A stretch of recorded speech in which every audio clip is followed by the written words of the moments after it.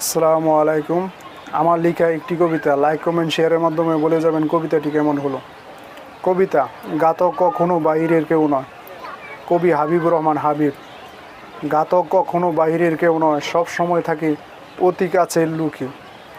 এদের দেখে কখনো বোঝা যায় না, মনে মনে আঁকে কি যে নাশকতার নীল নকশার ছবি। হাবিব বলে একই সাথে থাকা খাওয়া উঠা বসা, তবু কেন এত হিংসা জাগে মনে? অন্যের সামান্য সাফল্য দেখে কেন তাকে একেবারে ধ্বংস করে দিতে হবে? তোমাকে সে বিশ্বাস করে দিয়েছিল অন্তরে জায়গা, যা অনেকে আশা করেও পায়নি। কিন্তু তুমি তার সেই বিশ্বাসের মর্যাদাটুকু ধরে রাখতেই পারোনি তোমার অতি হিংসা আর লোভের কারণে। যার তকদিরে যা লেখা থাকে তাকেও বাধা দিয়ে আটকাতে নাহি পারে। তুমি তো কোনো পরিশ্রমই করো না, এমনকি তকদিরেও বিশ্বাসী নয়। বলো তাহলে তোমার সাফল্য আসবে কি করে?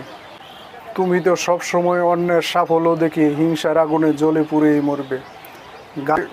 ঘাতক যখনই নিজেদের স্বার্থ হাসিলের একটু সুযোগ পায়, পিছন থেকে অতর্কিত আক্রমণ চালায়।